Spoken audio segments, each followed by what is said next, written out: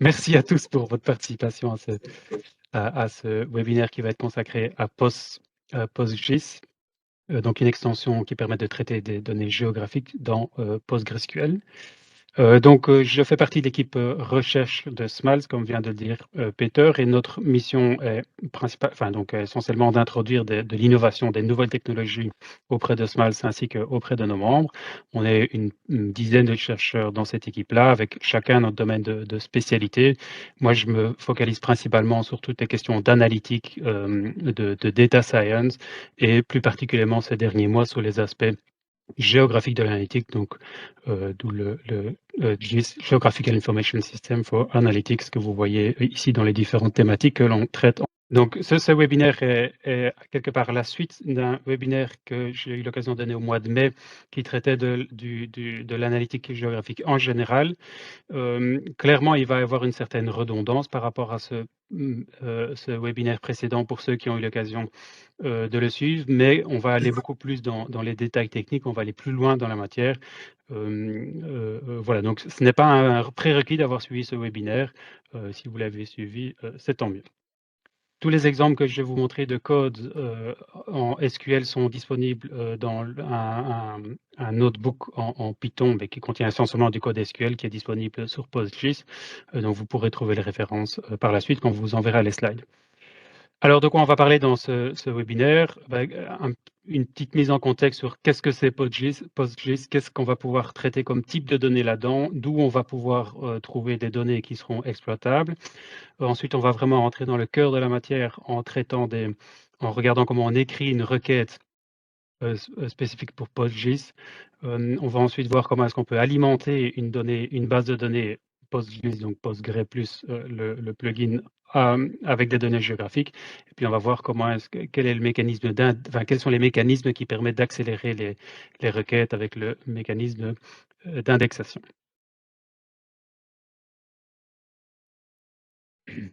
Alors donc, PostGIS veut dire PostgreSQL Geographical Information System.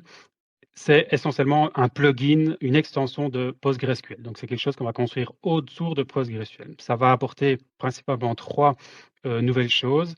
Un ensemble de nouveaux types de données, de type géométrique. Le type de données de base, c'est le point, donc 2 ou 3 coordonnées selon qu'on est en 2 ou 3 dimensions.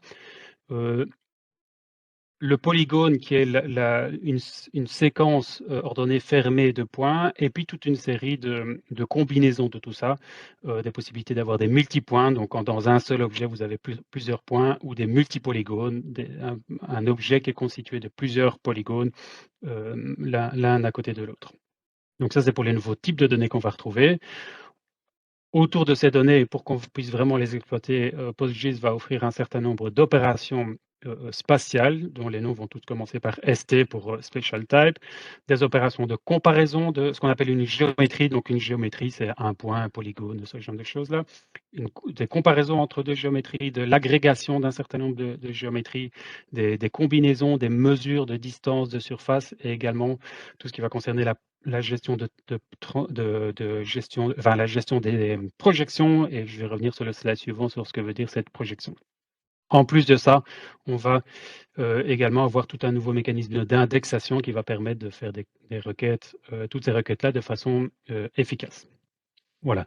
Alors, installer PostGIS, c'est quelque chose d'assez facile. En gros, vous devez installer Postgre. Ensuite, vous devez installer le binaire. Si vous êtes sur un environnement à la Red Hat, vous taperez une commande qui ressemble un peu à ça. Et puis, on active le plugin avec une query SQL Create Extension PostGIS. Alors, qu'est-ce qu'on va trouver comme données géographiques? Donc, je vous ai dit qu'on avait des points, des polygones, et la chose de base, c'est le point. Qu'est-ce que c'est un point? C'est trois choses principalement. C'est une coordonnée qu'on appelle la latitude ou coordonnée selon l'axe des Y, une deuxième coordonnée qu'on appelle la longitude ou coordonnée selon l'axe des X, et puis ce qu'on va appeler, en fonction du contexte, soit un CRS pour Coordinate Reference System, soit un SRID pour Special Reference ID, qui va nous dire comment est-ce qu'il faut interpréter ces coordonnées. Donc, elles vont entre autres nous dire, est-ce que les coordonnées doivent être interprétées comme étant des degrés, donc des degrés par rapport, enfin un angle par rapport au centre de la Terre, ou est-ce qu'elles doivent être interprétées comme des mètres, donc, ou une distance par rapport à un point de référence. C'est un élément. Ça va également nous indiquer où va se situer le point 00. Donc dans les trois premiers exemples ici, le point 00, c'est l'intersection entre l'équateur et le méridien de Greenwich, mais on peut avoir, comme les coordonnées Lambert, un point de référence 00 qui se situe, en l'occurrence, en bas à gauche de la Belgique, donc un point virtuel au nord de Paris qui est le point de référence 00. Ça va également donner un tas d'autres informations comme l'ellipsoïde, c'est-à-dire l'approximation de la forme de la Terre, mais fondamentalement, on n'a pas vraiment besoin de savoir qu'est-ce que représente ce SRID, on a juste besoin de savoir dans quel SRID, dans quel CRS on a reçu les données pour pouvoir l'indiquer au système d'une certaine façon. Celui qu'on utilise le plus communément, que vous trouverez dans vos Google Maps, dans la plupart de vos GPS, c'est le premier, PSG 4326, où on a des coordonnées qui s'expriment en degrés par rapport au point, donc au 00 croisement de l'équateur et du méridien de Greenwich. On va uniquement s'intéresser aux coordonnées euh, aux vraies coordonnées géographiques et pas des informations géographiques indirectes comme des adresses, des noms de villes, etc., qui, par une transformation avec un géocodage, par exemple, pourront être transformées en coordonnées géographiques, mais ça, c'est l'objet de mon séminaire précédent. Alors, dans tout l'exposé qui va suivre, je vais principalement illustrer les concepts avec des données administratives, des données qui concernent la découpe administrative de la Belgique. Et pour comprendre les différentes données dont je vais parler, il faut un peu comprendre qu'on a principalement deux façons administratives de diviser la Belgique chez nous. On a, en fait, on a principalement, donc évidemment, on a des régions, on a des provinces, on a des arrondissements, puis on a des communes. Et puis en dessous de la commune, il y a deux principales façons de faire les choses. Il y a le schéma postal, donc qui est défini par Bipost, qui consiste à considérer qu'on a donc ces communes qui sont divisées en localités et avec ce que tout le monde connaît, des codes postaux. Alors, les codes postaux, contrairement à ce qu'on pense parfois, ce n'est pas le code postal d'une commune ou le code postal d'une localité, ça va un peu dépendre. Si je prends l'exemple de la commune de Bruxelles-Ville, donc une des 19 communes de la région de Bruxelles-Capitale, elle est constituée de 4 localités, dont une qui s'appelle Bruxelles et deux autres qui sont Laken, Neder-Overbeek et Aren, et qui ont chacune un code postal différent, 1000, 1020, 1120, 1130, etc. Si je prends une autre commune comme celle de Gemep-sur-Sambre, donc province de Namur, elle a 8 localités, Gemep-sur-Sambre, Spie, Ono, Balâtre, etc., Moustier, qui partagent toutes le même code postal 5190. Donc dans le premier cas, le code postal est plutôt assigné à la localité, dans le deuxième cas, il est assigné à la commune dans son ensemble. Et puis vous avez des choses un peu hybrides, comme la commune de Assès, par exemple, qui a 3 localités qui portent le code postal 5330, et puis d'autres localités qui ont d'autres codes postaux. Donc avec le schéma de division postale, il n'existe pas d'identifiant numérique pour identifier de façon formelle une commune. Il y a uniquement le concept de nom de commune. Et il y en a 580 à l'heure actuelle en Belgique. Pour identifier une localité, on a besoin de la combinaison code postal et localité. Localité n'est pas suffisant parce qu'on a un certain nombre de localités qui apparaissent dans plusieurs communes différentes, enfin un même nom de localité qui apparaît dans plusieurs communes différentes. Et puis en parallèle à ça, vous avez également tout un tas de codes postaux spéciaux comme l'OTAN, la RTBF, le Parlement, Saint-Nicolas, voilà, c'est tout des entités qui ont des codes postaux spéciaux. De l'autre côté, il y a le schéma, on va dire statistique, qui est défini par le SPF Économie, le cadastre Adbel, qui est basé sur les mêmes communes, les 581 communes, mais qui va ensuite diviser les communes en sections.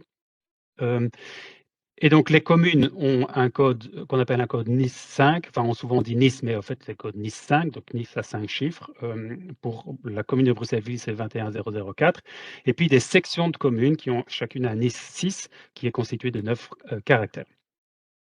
Si je reprends l'exemple de Bruxelles-Ville ici, c'est une commune dans laquelle on va bien retrouver les localités en section, les localités qu'on avait de l'autre côté comme Laken, Neder-Overbeek et Aren, mais toute la partie qui était la localité de Bruxelles dans la commune de Bruxelles-Ville est divisée en 4, qui n'était pas le cas dans le schéma postal.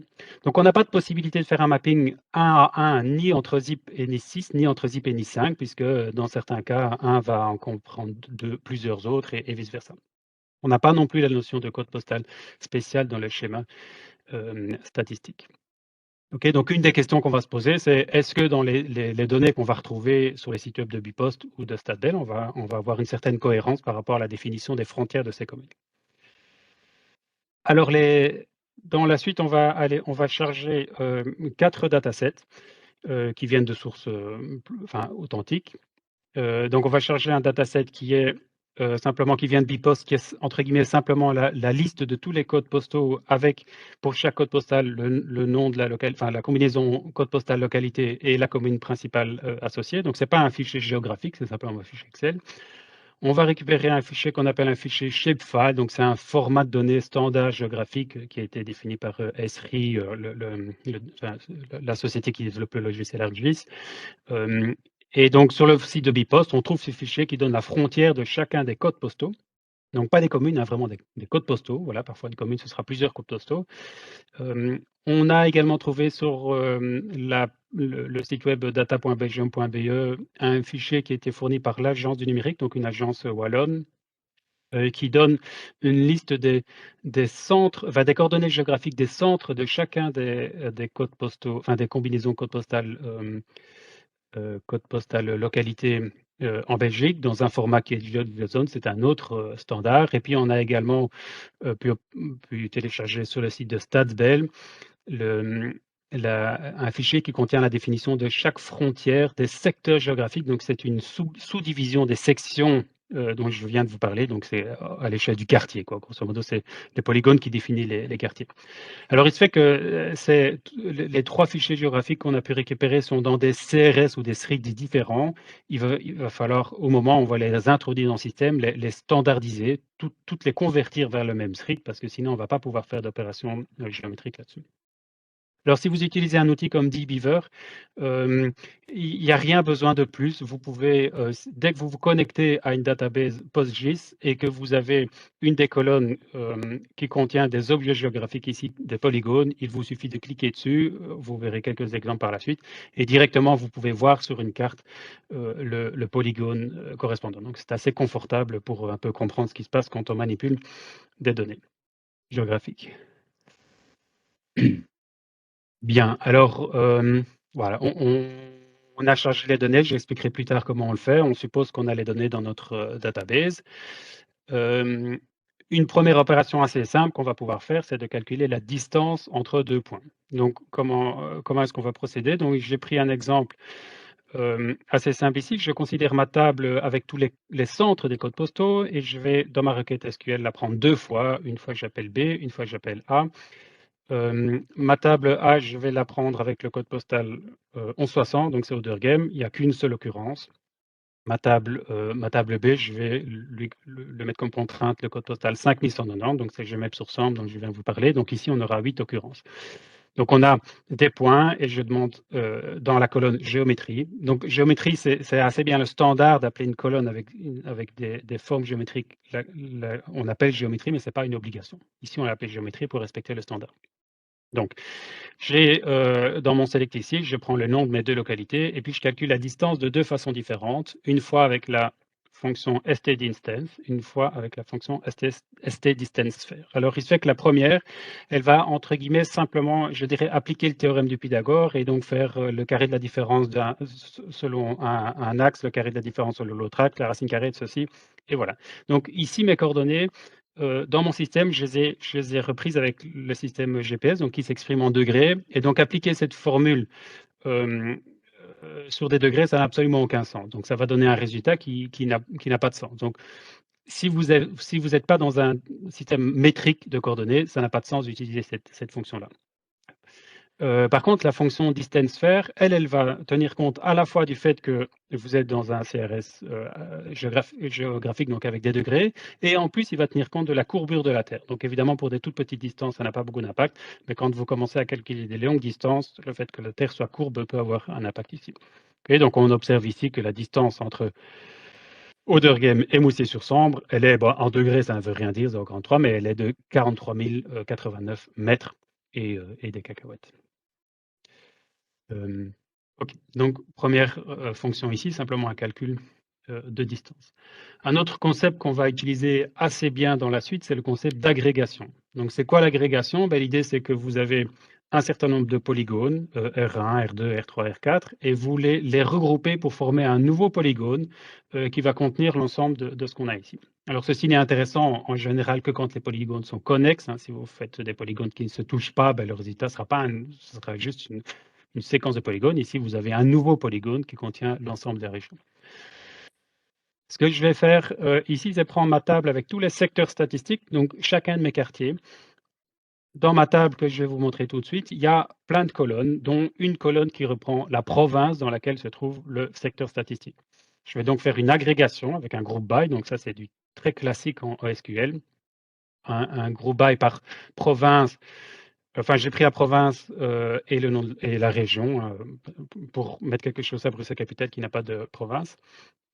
Et j'agrège toutes les géométries dans une seule géométrie. Donc, ça me donne 11 résultats pour les, enfin, 10 provinces plus Bruxelles. Dans certains cas, ça donne un polygone, comme c'est le cas pour Bruxelles. Un seul polygone peut représenter l'ensemble du territoire de Bruxelles-Capitale. Certaines provinces nécessite un multipolygone. C'est par exemple le cas de la province du Hainaut, dont la partie avec la calamine est disjointe et donc ça nécessite un multipolygone, 2 polygones. On a la même chose avec la province d'Anvers et toutes les incursions du côté de Bar-le-Duc, incursions, les morceaux de territoire belge entourés des Pays-Bas. OK, donc ce concept d'agrégation, on va y revenir tout de suite parce que c'est ce qui va nous permettre de calculer avec les données qu'on a pour le moment les contours, les frontières des communes. Donc, pour le moment, on a deux fichiers géographiques avec des frontières. On en a un qui me donne les secteurs statistiques. Et au lieu de faire une agrégation par province, comme je l'ai fait dans mon slide précédent, je vais le faire par commune. Donc, la commune, elle est définie par un code NIS, elle est définie par un label, ici qui s'appelle Temun FR. Je peux prendre le même en irlandais dans la même table. Et je fais l'agrégation avec mon ST Union de géométrie. De ceci, je vais en créer une table. J'aurais pu faire une vue, mais ça me permettra par la suite de plus facilement pouvoir l'utiliser. On avait également d'un autre côté les frontières des codes postaux et certains groupements de codes. Enfin, si on regroupe de la bonne façon les codes postaux, ça permet aussi de donner les frontières des communes. Le calcul ici sera un petit peu plus compliqué. Oui, donc je d'abord, donc on a tous mes secteurs statistiques ici, je les groupe pour faire des frontières de communes. De l'autre côté, c'est un petit peu plus compliqué à cause de la présence des codes postaux spéciaux qui, dans les fichiers sources, ne sont pas attribués, ne sont pas assignés à une commune particulière. Et donc, il y a un certain nombre de manipulations à faire. Je ne passe les détails ici. Si vous voulez aller voir le notebook que j'ai présenté au début, j'explique ça beaucoup plus dans les détails. Mais donc, la même idée, si on oublie cette notion de codes postaux, on regroupe les frontières des codes postaux et de la bonne façon, et on obtient les frontières des communes. Donc, j'ai maintenant deux nouvelles tables, une table que je vais appeler BPost Communes et une table que je vais appeler Stadbel Communes. J'illustrerai ces tables en vous les montrant un tout petit peu plus tard. Voilà, donc on a des données avec des polygones. On va maintenant un peu creuser un concept qui est fondamental dans dès qu'on a des données géographiques, qui est le concept de jointure spatiale. Alors, qu'est-ce que c'est la jointure spatiale? Avant de comprendre le concept de jointure spatiale, il faut se rappeler ce que c'est le concept de jointure classique en SQL. Et donc, je vais illustrer ça de la façon suivante. Supposons que vous ayez deux tables, une table avec des observations qui consistent à tout ce que vous voulez, un chantier, un contrôle qui a été fait, que j'appelle ABCD, etc. Et pour toutes ces observations, je connais le code postal associé à cette observation. Ça, c'est ma première table. J'ai une deuxième table qui me dit chaque j'ai une deuxième table qui me dit chaque code postal fait partie de la province Intel. Donc 1150, c'est Bruxelles-Capitale, etc. 380, c'est Brabant-Flamand. Avec une jointure classique, entre guillemets, comme celle que vous pouvez observer ici en dessous, on va pouvoir enrichir la première table avec l'information de la province. Donc, vous faites un from les observations left join les zip codes On fait la jointure sur le zip code qui doit être égal dans les 2 tables et on a, la combinaison qui se fait. Donc si vous êtes, familier avec une requête SQL, c'est un concept absolument, de base qui ne devrait pas vous effrayer. Alors la même idée quand on a des données un peu plus géographiques va ressembler très fort d'une certaine façon, mais cette fois-ci, au lieu d'avoir simplement un code postal pour chacune de mes observations, je suppose que je connais les coordonnées géographiques. Et donc, j'ai une table avec des points, une colonne géométrique qui contient les points correspondant aux coordonnées géographiques. D'un autre côté, je vais avoir une table avec pour chacune de mes provinces, non pas la liste des zip codes correspondants, des codes postaux, mais vraiment les polygones qui définissent les frontières de ma province. Donc, c'est ce que j'ai calculé il y a 3-4 slides, les polygones qui définissent toutes mes frontières. Ma jointure spatiale va consister à faire presque la même chose que pour la jointure classique, si ce n'est qu'au lieu de faire, une jointure, hem, où on dit un attribut doit être égal à l'autre, on va faire une opération géométrique dessus et on va dire: «Je joins un record de ma table de gauche avec un record de ma table de droite». Ici, dans ce cas-ci, si donc la géométrie de ma province, donc c'est-à-dire le polygone, contient donc ST contains le point de mon observation ici. Et dès que j'ai ce match, eh ben, j'associe les 2 records, donc on va pouvoir voir que A est en Brabant flamand, B dans le Brabant flamand, C et D Bruxelles-Capitale. Donc ça, c'est vraiment le concept, un concept, voilà, fondamental avec quand on est dans des bases de données PostGIS. On va l'illustrer maintenant un peu plus abondamment, mais peut-être d'abord un peu plus de détails sur l'opérateur. Donc ici, je vous ai montré quelque chose avec un opérateur qui s'appelle stcontains.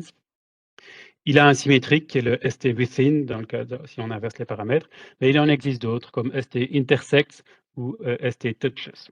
Donc si on a 2 polygones qui ont vraiment une partie commune entre les 2, qui ont une réelle intersection, ST-intersects va être, vrai, mais par contre touches va être faux et le contains ou le within vont tous les 2 être faux. Par contre, si on a 2 polygones A et B qui se touchent, donc c'est-à-dire qui ont des points en commun mais qui ne se rentrent pas l'un dans l'autre, le intersect sera faux alors que le touch sera vrai. Et puis si on a un polygone qui est entièrement intégré dans l'autre, qui n'a pas une partie en dehors, le intersect sera vrai puisqu'il y a effectivement une intersection, mais par contre ce qui de vrai également, c'est le ST-contains ou le BC. Donc le ST-contains que je viens d'utiliser dans lequel où B était un point au lieu d'un polygone. Alors une fois qu'on a pu associer, 2 géométries quelque part, enfin un record de l'un avec un record de l'autre, on va pouvoir construire, des nouvelles géométries. Donc je reprends mon exemple avec mes 2 géométries ici, mes 2 polygones avec une intersection. Je vais pouvoir construire l'intersection des 2 avec la fonction ST-intersection. Donc c'est pas ST-intersect qu'on avait au slide précédent, c'est ST-intersection. A et B, ça me retourne le polygone de la partie commune entre les 2. La ST-difference, c'est, la partie de A moins la partie qui est commune entre A et B et le ST-union, c'est vraiment la partie, complète qui est l'ensemble des points qui sont soit dans l'un, soit dans l'autre, soit dans les 2. OK. Alors, on va utiliser tous ces concepts, mais donc pour rappeler un peu quelles sont les données qu'on a, qu'on a pu introduire dans notre système jusqu'à présent. On a une première table que j'ai appelée Zip Code Centers qui me donne les points, les centres des codes postaux, de toutes les combinaisons code postal localité en Belgique. Ça venait de l'Agence du numérique. On a sur le site de Bipost l'ensemble des contours, des frontières des codes postaux et on a l'ensemble des frontières des secteurs statistiques. Avec ce qu'on a déjà montré, en groupant, en faisant une agrégation, on a pu construire l'ensemble des frontières des communes selon Bipost, que j'ai appelé Bipost Communes, et un autre fichier une autre table que j'ai construite par l'agrégation des secteurs statistiques, qui me donne les frontières des communes, entre guillemets, selon StatBen. En tout cas, selon les données qu'on va trouver sur le site de StatBen. Donc les questions que je vais me poser maintenant, ça va être, elles vont être les suivantes. Je vais regarder, est-ce que, les centres qui ont été définis dans ma table Zipcom Centers se situent bien chaque fois à l'intérieur du code postal, du même code postal? Je vais également regarder si on n'a pas d'incohérence interne, c'est-à-dire qu'on n'a pas de zones qui sont, recouvertes par 2 codes postaux différents. Et puis, je vais regarder si les frontières définies par les communes de Bipost sont bien cohérentes avec les frontières les frontières définies pour les communes par Bipost sont bien cohérentes avec les frontières des communes définies par, Stadtbel. Voilà, donc ça, c'est ce qu'on va faire maintenant, en allant un peu plus loin dans les requêtes qu'on peut écrire et je vais vous montrer ça dans dbeaver, en direct. Donc première question, on va faire une jointure entre des points d'un côté et des polygones de l'autre. On a 2 tables, une table avec les frontières des codes postaux. Donc dans dbeaver, ce serait illustré comme ceci, 10-30 c'est toute la zone ici, il y a quelques codes postaux spéciaux, ici à l'intérieur qui en ont été extraits. Et puis de l'autre côté, on a ce fichier de l'Agence du numérique avec pour chaque, code postal et localité, le point qui se situe a priori selon eux au centre en question. Donc je vais faire une jointure spatiale sur un content et ceux qui vont m'intéresser, c'est uniquement ceux pour lesquels il y aurait un désaccord. Donc on va voir ça directement dans la requête qu'il va falloir écrire. Donc la requête, la voici, on va un peu la décortiquer. On a une première partie qui est simplement les colonnes qu'on va devoir afficher, qu'on veut afficher dans le résultat. On a ensuite une seconde partie qui est réellement la partie de la jointure spatiale. Donc on joint 2 tables, zip-code boundaries et zip-code centers sur le fait que la frontière du code postal contient le centre le code postal et puis on va avoir ma dernière condition, enfin, la condition sur quelles sont les lignes qui vont nous intéresser. Et les lignes qui vont nous intéresser, c'est les lignes dans lesquelles il y a un désaccord, c'est-à-dire que l'Agence du numérique situe un, le centre d'un code postal à l'intérieur d'un polygone qui n'a pas le même code postal selon Bipost. Alors, je vais ouvrir dbeaver, comme voici. Donc, donc on a une table ici avec les centres. Donc ça, c'est ma table avec les centres. Donc 1050 XL, je peux cliquer dessus. Ça va donc m'ouvrir ma petite carte ici, quand ça voudra bien, qui me situera le centre d'XL. Voilà, le centre d'XL se trouve là et j'ai par ailleurs mes codes postaux, mes centres des codes postaux. Ici, 1000 Bruxelles, par exemple, c'est le polygone qu'on a ici. Bon, j'ai choisi un particulièrement complexe, mais enfin voilà. Si je prends Scarbeck, par exemple, ici. Donc, je vais exécuter la requête que je vous ai montrée là, et donc on a déjà mon résultat ici. Donc, je vais vous mettre la bonne requête, c'est celle-ci, voilà. Et donc, on peut par exemple observer que le polygone qui correspond à 1130, donc 1130 c'est Aachen, englobe le point que l'Agence du numérique localise comme étant le centre de 3700 Aachen. Okay, donc, voilà, la surprise ici n'est pas tellement grande, j'ai envie de dire. Il se fait qu'il y a 3 Aachen en Belgique. Il y a 1130, 3700 et encore un autre. Et dans le fichier des centres de l'Agence du numérique, ils en ont positionné 2 au même endroit, 1130 et 3700. Okay. Alors une autre situation une autre anomalie qu'on va retrouver, le polygone qui correspond à 1741, donc c'est Sint-Pieters-Kapelle, englobe le point que l'Agence du numérique localise comme étant le centre de 8600 Driekappelen. Donc on pourrait se dire, tiens, c'est un peu curieux, ça ne devrait pas se trouver là, mais si on zoome un peu sur le point en question, qu'est-ce qu'on peut constater? C'est qu'il a localisé le centre de 8600 Driekappelen au milieu de la rue de la Driekappelenstraat. Voilà, donc on peut comprendre le genre d'erreur qu'il y a pu y avoir. Si je prends un autre exemple ici avec 2180 Ekeren, il englobe entre guillemets le point que l'agence numérique considère comme étant 3400 LAR, ici en dessous. À nouveau, si je zoome là-dessus, il a été me mettre ça sur une rue qui s'appelle l'Art. Okay, donc, il y a 52 incohérences comme ceci. On pourrait toutes les parcourir et voir qu'en gros, c'est un peu ça le problème de ces fichiers de l'agence du numérique qui semble avoir simplement envoyé probablement une liste de 3400 LAR, 3700 BERC, etc. à un géocodeur, incorporé les résultats entre guillemets sans trop les analyser et puis mis ça sur data.belgium.be. Donc, c'est un problème qui a été remonté à l'Agence du numérique, mais je n'ai pas eu de retour à ce propos. Alors, on avait une première jointure spatiale assez simple, on va rendre les choses un petit peu plus compliquées et ce qu'on va maintenant regarder, c'est est-ce qu'on n'a pas d'incohérence à l'intérieur à l'intérieur des données de Bipost? Enfin à l'intérieur des codes postaux de Bipost. Donc comment je vais faire? Je vais prendre 2 fois ma table avec les zip count boundaries. Hem, donc oui, d'abord je décompose ma query. Bon, première partie, c'est simplement les colonnes qu'on va garder dans l'affichage, c'est peut-être pas le plus important. Puis on a la partie vraiment la jointure spatiale. On va prendre 2 fois ma table zip code boundaries, ZP1 et ZP2 et ce qui va m'intéresser, c'est quand il y a une intersection entre 2 codes postaux. Ensuite, beh, je ne vais pas tout garder parce qu'on va avoir beaucoup trop de résultats. Si je fais simplement ça, d'une part parce que évidemment 2 fois le même polygone, 2 fois le même record va avoir une intersection, donc il ne faut pas qu'on ait un record enfin quand un enregistrement se compare avec lui-même. Donc c'est pour ça qu'on fait un strictement inférieur ici et pas simplement différent parce que si une fois je compare, le code postal 1030 avec 1160, je n'ai pas envie d'ensuite comparer 1160 avec 1030. Donc je prends que strictement inférieur. Alors, la raison de l'autre condition ici, c'est que quand on a des données géométriques comme ça avec des polygones, il est très fréquent qu'à cause d'arrondis, on ait une intersection extrêmement faible entre deux polygones voisins, simplement un point qui rentre quelques centimètres dans l'autre, j'ai envie de dire quelques centimètres à l'échelle réelle, entre guillemets. Donc voilà, c'est pas ça qui va m'intéresser. Et donc, ce que je vais considérer, c'est le ratio entre la superficie de mon intersection entre les deux. Donc, c'est ce que j'ai ici, le ST intersections, les deux géométries, et je prends la superficie de ceci.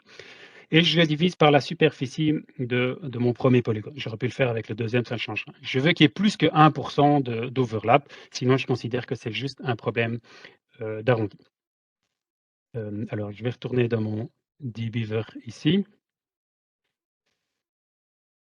Et donc là, ben, je n'ai pas beaucoup d'erreurs et enfin pas beaucoup d'overlap et il se fait que je n'ai que des overlaps pour les codes postaux spéciaux, donc pas pour les codes postaux naturels entre guillemets. Donc ce que j'observe par exemple, c'est que donc le code postal qui correspond à 1831, donc c'est 10 game, a pas mal d'overlap, enfin c'est toute la partie que vous avez ici, avec le code postal qui correspond à Brucargo. Donc Brucargo, voilà, a une zone particulière relativement importante, mais en soi, on ne devrait pas avoir d'overlap. Cette zone-là, elle est soit D-Game, soit Brucargo, mais ça ne devrait pas être les deux. On a la même chose avec Mechelen, qui est juste de l'autre côté de l'aéroport. Donc on a également une grande partie avec un overlap.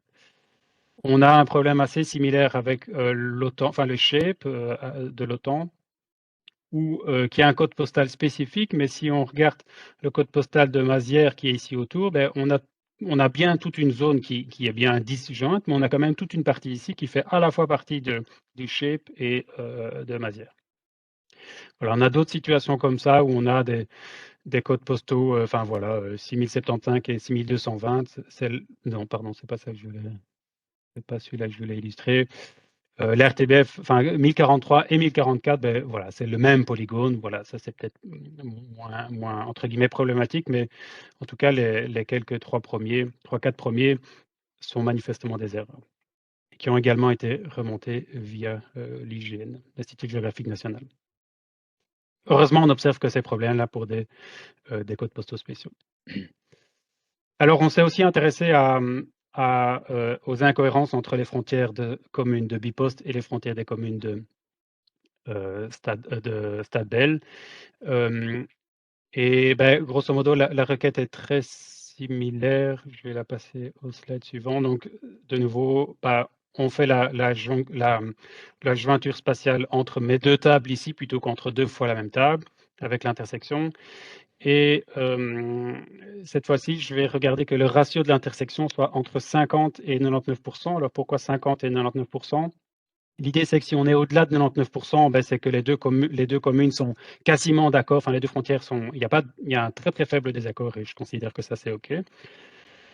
Si c'est inférieur à 50%, enfin, si une zone rentre dans 50% dans la voisine, ben, pardon, si une zone rentre de 30% dans la voisine, c'est normalement qu'il y a une autre qui rentre de 70% dans la voisine. Et donc, je ne vais pas prendre à la fois celle à 30% et celle à 70%, je prends que celle au-delà de 50%. C'est la même raison pour laquelle j'avais fait au slide précédent zip code strictement inférieur à l'autre. Donc, c'est un peu la même idée. Et le cas qui m'intéresse, c'est quand on a un groupement qui n'est pas complet, mais largement, large, quoi. Donc, si je reprends à nouveau ma comparaison ici, il y a un certain nombre, il y a plusieurs types d'erreurs. Je ne vais pas toutes les détailler, mais donc, par exemple, voilà, à Lost, il y a toute une zone ici qui, selon la poste, selon qu'on regarde les données de la poste ou pas ou de Stadbell, on a une zone qui en fait partie ou pas. Il y a des zones qui sont, des zones qui sont plus ou moins problématiques. Bon, par exemple ici, la Poste ne considère pas tout ce territoire, mais qui est constitué probablement essentiellement de marais ou de forêts, ce qui, en termes de métier de la Poste, n'a pas beaucoup d'importance. Mais parfois, on a des différences plus notables avec réellement des routes. Je ne vais peut-être pas tomber comme ça sur un exemple, mais on a des routes qui en font partie ou pas. Et parfois, c'est juste un morceau d'eau qui est pas dedans. Enfin bon, on a quand même une cinquantaine de différences entre les communes définies par l'un et définies par l'autre. Alors, jointure spatiale, ici, je vous ai uniquement montré des exemples où on analysait la qualité de données, mais c'est évidemment pas le seul intérêt de la jointure spatiale. En voici quelques exemples. Supposons que vous ayez deux tables. Une table avec des endroits à inspecter, ça peut être des chantiers, ça peut être des magasins, ça peut être des commerces, ce genre de choses-là, que je vais représenter ici en bleu. Et puis une autre table avec, par exemple, le point de départ de vos inspecteurs, ça peut être l'antenne où ils travaillent, leur domicile. On pourrait avoir envie d'associer chaque chantier à l'inspecteur le plus proche. Et donc avec une jointure spatiale et une fonction de type closest point, on pourra dire que OK, ce chantier-là est assigné à cet inspecteur-là, celui-là à cet inspecteur-là, etc. Donc on parle bien de distance à vol d'oiseau et pas de distance de routage. Un autre exemple, on va faire une jointure entre des points et des polygones. C'est si vous avez un ensemble de points qui correspond à votre centre d'intérêt, enfin des chantiers, des commerces spécifiques, des pharmacies, etc. Et que vous voulez leur assigner une région, ça peut être simplement la commune, la province, un voisinage ou même des zones purement business que vous seriez dessinées presque à la main sur une carte et que vous avez ça dans une table. La jointure va permettre de grouper vos points par ces régions que vous avez définies et puis éventuellement ensuite en faire un tas d'agrégations, de comptages, de sommes, etc. Alors, si la jointure en des polygones et des polygones, un exemple assez concret, c'est donc, je vous ai montré la table avec les secteurs statistiques de Stadbell. Vous pouvez obtenir également sur le site de Stadbell, pour chacun de ces secteurs statistiques, la population qui y habite, la population qui y travaille, enfin un tas d'informations sur chacun de ces secteurs-là. En faisant une jointure avec d'autres polygones que vous se seriez définis, hein, je ne sais pas moi, ça pourrait être tout ce qui se situe à 10 km autour d'un bureau de l'ONEM, par exemple, et vous voulez voir la population qui est couverte en moins de 10 km en voiture autour de machin, la jointure spatiale entre les deux va vous permettre de le faire. Autre exemple, vous avez le tracé d'un cours d'eau, d'un pipeline, d'une autoroute et vous voulez connaître la population qui est dans une zone d'impact de X kilomètres autour de ce machin-là. On va constituer ce qu'on appelle un buffer autour de cette ligne-là, donc c'est-à-dire le polygone d'une largeur définie qui suit ça, et on peut faire la jointure entre les secteurs statistiques et cette zone-là pour identifier la population impactée. Voilà, donc le gros de la plus-value d'une base de données comme PostGIS, c'est beaucoup les choses qui tournent autour de cette jointure spatiale. Je vais maintenant assez brièvement voir comment est-ce qu'on peut importer des données géographiques dans une base de données PostGIS et puis on s'intéressera aux questions des index. Alors, il y a plusieurs façons d'introduire des données dans PostGIS. Une première façon, c'est d'entre guillemets simplement d'écrire des requêtes SQL qui vont insérer des données dont par exemple des points, mais ça peut être des polygones, dont on donne spécifiquement un à un toutes les références. Donc, il y a un standard qui s'appelle le well-done text qui consiste c'est une chaîne de caractères standardisée qui décrit un point, un polygone, etc. ou bien avec une fonction où on peut donner indépendamment les différents polygones. Donc ça, c'est en écrivant réellement du texte, enfin des requêtes SQL. Une autre façon, ça va être d'utiliser par exemple du Python. Je vous passe les détails, mais grosso modo, avec 2 librairies qui sont GeoPandas et SQLAlchemy, vous allez pouvoir charger vos données, standardiser le CRSI nécessaire, vous connecter à votre database et puis pusher les données dans la database. Donc, c'est très facile à faire. Si vous avez chargé un fichier comme un fichier shapefile ou GeoJSON, qui sont les standards que vous allez trouver sur toutes les plateformes de données open source, enfin, la plupart des plateformes de données open source. Vous pouvez également utiliser un logiciel comme QGIS. Donc QGIS, c'est la version open source gratuite d'ArcGIS. Donc c'est un gros logiciel qui permet de faire plein de manipulations géographiques, préparer des cartes, importer des données. Voilà, je ne vais pas rentrer plus dans des détails. Vous avez quelques étapes de la marche à suivre ici. Si ça vous intéresse, vous pouvez les parcourir. Et une dernière façon de faire, c'est en utilisant des outils en command line, OGR to OGR ou Shape to PGSQL. De nouveau, je ne rentre pas dans les détails, mais vous avez un fichier shapefile, et puis vous pouvez le pusher comme ça dans une base de données PostGIS. Donc, c'est-à-dire que vous avez déjà au préalable, évidemment, installé le plugin de PostGIS. Alors, je vais maintenant m'intéresser à ce qui va permettre d'avoir des requêtes rapides, parce que manipuler des polygones, ça peut être relativement complexe. Et avant de réellement parler d'indexation spatiale, je voudrais très brièvement rappeler comment fonctionne l'indexation dans une base de données classique. Et je prends ici un simple exemple dans lequel j'ai une table qui contient toute une série de nombres qui sont non triés. Enfin, ils sont presque triés ici, juste pour que le slide soit plus agréable, mais en soi, ils ne doivent pas être triés. Si vous avez besoin de trouver, par exemple, le nombre 10 dans votre table, si vous n'avez pas d'index, vous allez devoir parcourir l'ensemble de votre table jusqu'à tomber sur le 10. Avec un index que vous allez construire, c'est une structure hiérarchique qui va permettre de beaucoup plus facilement arriver au même endroit. L'idée, c'est qu'on va avoir une arborescence qui va diviser petit à petit la base de données, votre table en blocs de plus en plus précis. Ici, je vais constituer 3 blocs, un bloc avec toutes les valeurs inférieures à 5, un bloc entre toutes les valeurs entre 5 et 9 non compris, et puis un bloc tout ce qui est supérieur ou égal à 9. Et puis, j'applique ce principe récursif avec également un arbre plus bas. Et puis, tout à la fin, vous avez des pointeurs directement vers les bonnes valeurs. Okay, donc, je ne rentre pas vraiment dans les détails, c'est pas très précis. S'il y a des DBA parmi nous, voilà, ce ne sera pas exactement comme ça que ça se passe, mais l'idée est la suivante. Donc, vous recherchez maintenant la valeur 10. Vous savez que vous êtes dans la branche supérieure à 9. Dans la branche supérieure à 9, vous savez que vous êtes dans la branche inférieure à 12.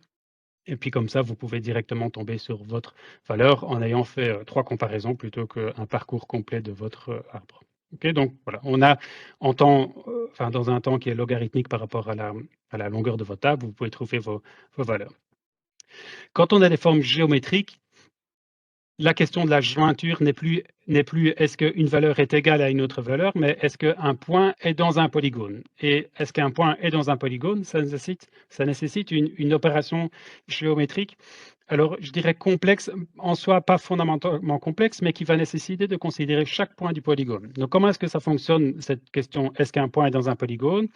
Eh bien, l'idée, c'est que si vous voulez savoir si ce point-là est dans le polygone, vous allez tracer une demi-droite qui part de ce polygone-là, de ce point-là, et vous allez compter le nombre de fois que vous traversez une arête. Donc, pour savoir si vous traversez une arête, bien vous devez, chaque arête, vous poser la question, est-ce que cette arête-là croise ma droite? Donc, en soi, c'est juste des petits calculs pas très complexes à faire, mais il faut quand même le faire pour chacune des arêtes. Vous avez croisé 2 fois le polygone, c'est un nombre pair, vous êtes donc en dehors du polygone. Ici, vous faites la même chose, vous croisez une seule fois le polygone, c'est un nombre impair, vous êtes donc à l'intérieur. Ici, pareil, 3 fois, vous êtes donc un nombre impair, vous êtes dedans. 4 fois, vous êtes dehors. 0 fois, vous êtes dehors. Okay, donc, l'opération n'est pas en soi compliquée intellectuellement parlant, mais elle nécessite une longue opération quand on a des polygones complexes. Donc, si vous n'avez pas d'index à votre disposition, la jointure spatiale entre une liste de n points et une liste de m polygones va nécessiter de faire n fois m, donc n fois m fois cette opération. Est-ce que mon point est dans un polygone?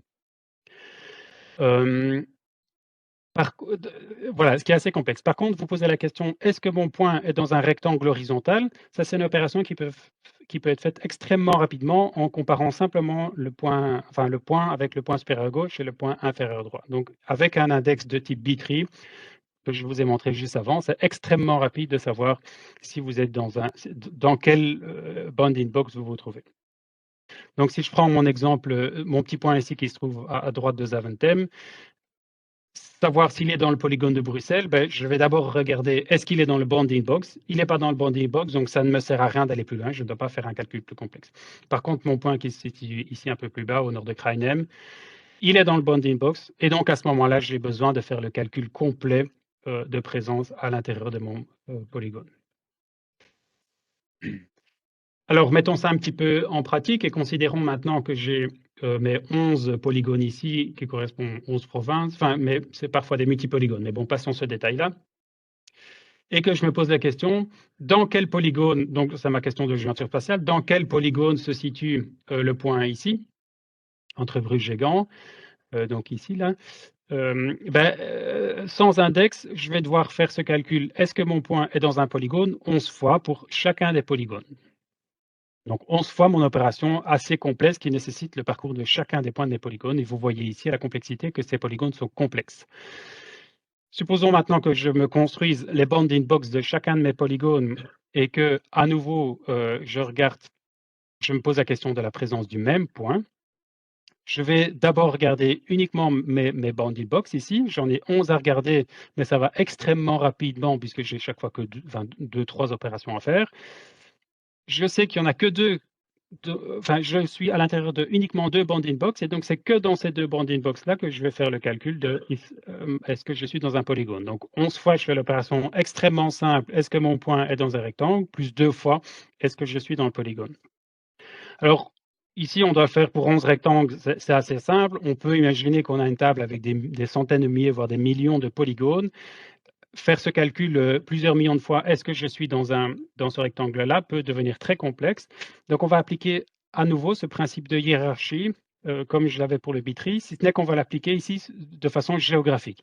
On va regrouper des bounding box qui sont proches l'un de l'autre dans des grandes bounding box. J'en ai une ici pour les deux Flandres et le Hainaut, une pour Liège, Luxembourg, etc. Et puis encore une autre pour Limbourg, Anvers. Donc, j'ai 3 méta bounding box. Si je me repose la question de savoir où est-ce que je me situe ici, je regarde d'abord les 3 grandes bounding box mauves ici. Il m'en reste une. Dans celle-là, il y a 3 vrais bounding box. Je regarde les 3. Il m'en reste 2. Et puis seulement à la fin, je fais le calcul de est-ce que je suis dans un polygone. Donc ici, on a fait 6 calculs. Est-ce que je suis dans un rectangle? Et puis 2 fois, est-ce que je suis dans un polygone?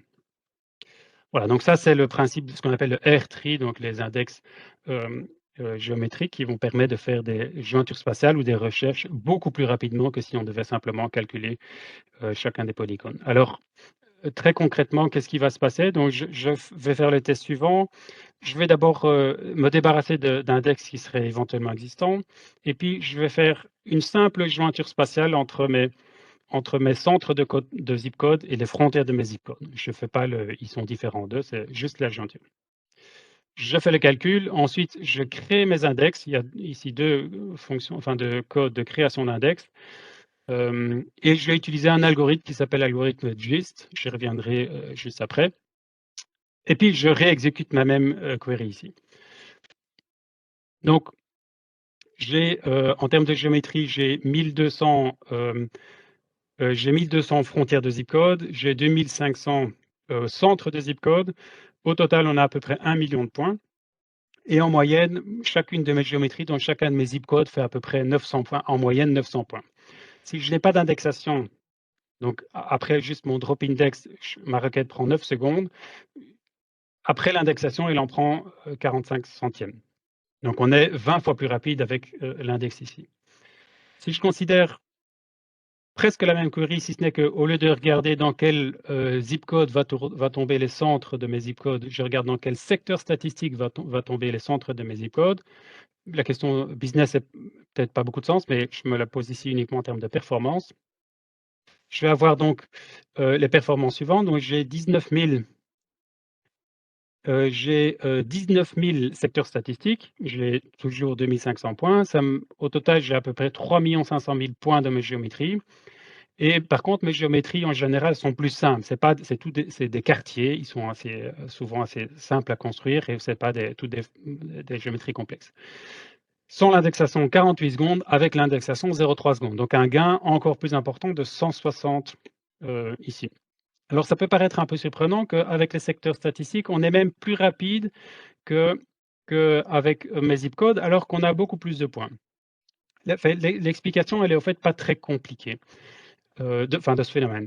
Donc on a une première étape, comme on vient de le voir, qui est de vérifier dans quelle bounding box on se trouve. Donc après cette opération de calcul de dans quelle bounding box on se trouve, grosso modo pour chacun des zip codes ici, on va avoir chacun des centres ici, on va avoir un zip code par fois deux, enfin une frontière par fois deux, un polygone par fois deux, dans lequel on va aller vérifier l'exactitude. C'est pareil de l'autre côté.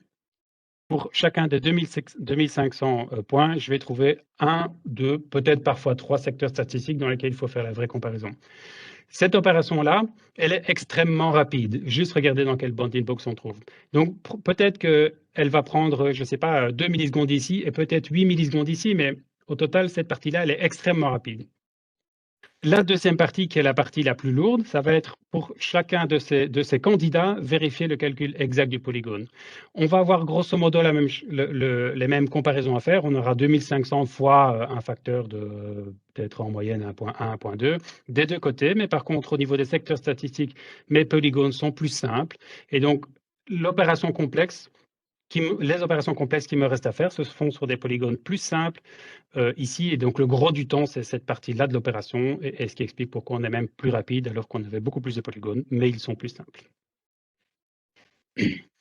Alors, quelques petites remarques par rapport à ce dont on vient de parler de l'indexation. Donc ici, je vous ai montré une comparaison entre des points et des polygones, mais on peut avoir le même principe entre des polygones et des polygones.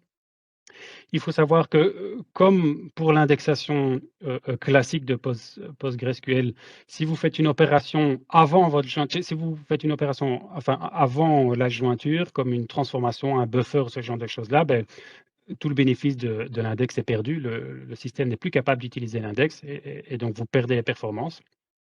Donc une bonne pratique probablement dans ce cas-là, c'est d'abord d'essayer d'éviter de faire une transformation avant la jointure et si vous avez vraiment besoin d'affaires, de créer une colonne supplémentaire avec votre transformation, votre buffer, tout ce que vous voulez, de l'indexer et puis de l'utiliser. Donc j'ai mis qu'on utilisait l'algorithme de GIST. Il en existe d'autres, SPGIST, BRIN, etc. Je ne vais pas rentrer dans les détails, vous trouverez de la littérature à côté de ça pour savoir dans quel cas l'un est plus rapide que l'autre. Alors, quand vous modifiez la table, l'index est quelque part incrémentalement mis à jour, mais de temps en temps, si vous avez beaucoup de modifications, c'est bien de recréer complètement l'index from scratch. Et donc ça peut se faire avec une commande vacuum analyze. Donc il est évident que créer un index, ça prend du temps et ça prend de l'espace en mémoire. Il faut savoir que pour la table de secteur statistique, il fait à peu près 19 000 et des records et 3 500 000 points. Créer l'index prend à peu près une demi-seconde et prend 1 méga. Donc, à moins que vous ayez des tables avec un nombre gigantesque de géométrie, voilà, je ne pense pas qu'il y ait de réelle inquiétude à avoir. Voilà, j'en arrive à la fin de mon exposé et aux conclusions. Donc, ce que j'aimerais bien que vous reteniez finalement ici, c'est que utiliser une base de données de type PostGIS, c'est en soi pas vraiment plus difficile à utiliser que du Postgre de base, entre guillemets, mais par contre, vous allez rajouter quand même pas mal de fonctionnalités très intéressantes et très puissantes. Alors, enfin, c'est pas forcément toujours pertinent d'utiliser PostGIS, évidemment. Si vous avez simplement une table avec juste des points latitude, longitude que vous voulez mettre sur une map, une carte, bah, il n'y a pas de valeur ajoutée à utiliser PostGIS. Vous utilisez PostgreSQL de base plus un leaflet ou une autre librairie d'affichage, c'est largement assez suffisant. Par contre, vous voulez commencer à faire des calculs de distance entre des points, entre des polygones, des questions de transformation de projection. Hein, donc, supposons que vous avez reçu vos données en Lambert et que vous avez besoin de les transformer en n'importe, enfin en VG84, etc. on aura de la plus-value. Tout ce qui est manipulation de jointure spatiale, d'agrégation de polygones, de combinaison de polygones, là, vous pourrez évidemment plus du tout le faire avec un PostgreSQL. Tous les calculs de buffer, donc si vous voulez calculer toute la superficie qui est, mettons, à 1 km d'un site Céveso, d'un pipeline de gaz, d'une autoroute, etc., c'est aussi des choses qu'on va pouvoir faire. Donc, pas uniquement le buffer, mais qu'est-ce qui va tomber dans le buffer? Alors, PostGIS, c'est évidemment pas la seule possibilité de faire du géographique sur des bases de données. Hein. Si vous êtes dans le monde plutôt Oracle ou SQL Server de Microsoft, vous avez les versions spatiales qui existent aussi. J'ai le sentiment qu'on dit en général que PostGIS est plus avancé que cela, mais bon, après, je ne suis pas expert dans ces différentes bases de données-là. Et par contre, si vous êtes plutôt dans le monde Elasticsearch, il existe aussi des fonctionnalités similaires avec le concept de GeoShape, mais clairement, c'est moins avancé que tout ce qu'on va pouvoir faire ici. Dans le secteur eGov, puisqu'évidemment c'est celui qui nous concerne ici, à mon sens, il y a un très grand potentiel pour beaucoup d'applications. Je vous invite à voir ou revoir mon webinaire précédent pour beaucoup plus d'illustrations, d'inspiration, etc. Les équipes qui travaillent chez Smalls peuvent déjà utiliser PostGIS sur des bases de données Postgres. C'est juste une extension supplémentaire et les DBA installent régulièrement des extensions pour des projets spécifiques. À ma connaissance, il n'y a pas encore de projet qui utilise réellement PostGIS chez Smalls. Par contre, il y a d'autres utilisations dans notre secteur. Hein, par exemple, Best Address, hein, donc de BOSA, est construit en partie sur une base de données PostGIS. Et il est évident que l'Institut géographique national et un certain nombre de partenaires, en particulier ceux qui font vraiment des choses entre guillemets très géographiques, hein, je pense au Géoportail de Wallonie, ce genre de trucs-là, utilisent aussi ce PostGIS. OpenStreetMap, qui est donc un peu la version communautaire, le Wikipédia de Google Maps, on va dire, utilise aussi PostGIS. Alors, je mets ici entre parenthèses parce que ce n'est pas un partenaire de Smalls, mais par contre, il y a un certain nombre d'applications chez Smalls qui utilisent OpenStreetMap en fond de carte, par exemple, pour des applications. Donc, je vous l'ai montré pour faire des tests de qualité ici. On peut faire plein de possibilités d'enrichissement, d'assigner une zone à un ensemble de points, de sélectionner toutes les adresses qui seraient mettons, vous voulez sélectionner l'ensemble des nail shops qui se situaient dans le quartier, l'avenue Louise, Matongué ou tout ce que vous voulez. C'est des choses qu'on peut faire. Tout ce qui est gestion de catastrophes ou prévention de catastrophes, l'ensemble, le territoire ou les adresses qui sont situées dans un rayon de X kilomètres autour d'un potentiel risque, etc. L'analyse d'impact, hein, vous voulez ouvrir une nouvelle antenne locale et vous estimez que son champ d'action est de 10 km, quelle est la population que vous couvrez en faisant ce genre de choses-là. Voilà, donc énormément de potentiel. Je suis sûr que vous avez beaucoup de use cases de vos côtés aussi. Je serais bien évidemment très heureux d'avoir du feedback là-dessus et éventuellement d'en discuter de façon plus avancée, soit éventuellement dans les remarques qui viennent maintenant, soit n'hésitez certainement pas à revenir vers moi pour qu'on en discute de façon plus personnalisée. Voilà, je vous remercie pour votre attention. Je pense avoir vu passer un certain nombre de questions, mais je n'ai pas eu le temps de les lire. Peter, peut-être? OK. Bandy, d'abord, j'aimerais vous remercier pour ta présentation bien structurée. La question de Duncan, un calcul dans le rectangle est-il plus rapide? Utiliser des cercles et un calcul simple de distance à comparer avec le rayon ne serait-il pas encore plus rapide?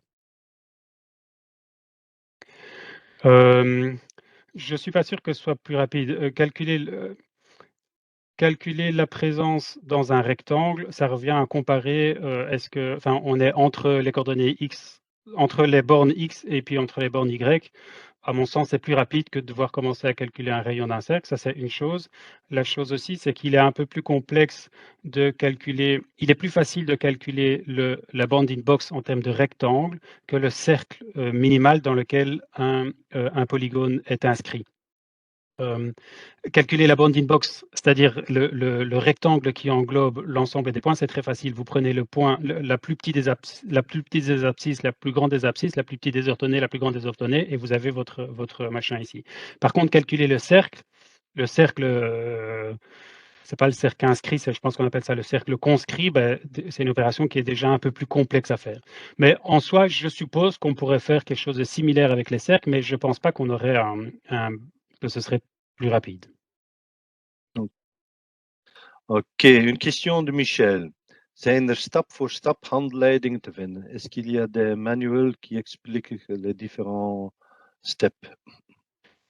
Alors, je dirais les différentes steps des exemples que je vous ai montrés ici, oui, puisque le notebook que j'ai montré dans mon premier ou deuxième slide, vous pouvez suivre toutes les étapes. Après, il y a énormément de documentation sur PostGIS en général, hein, donc des tutoriels sur PostGIS, vous en trouverez plein sans difficulté. Ne fût-ce que le site postgis.net, je pense, ou .org, je ne sais plus.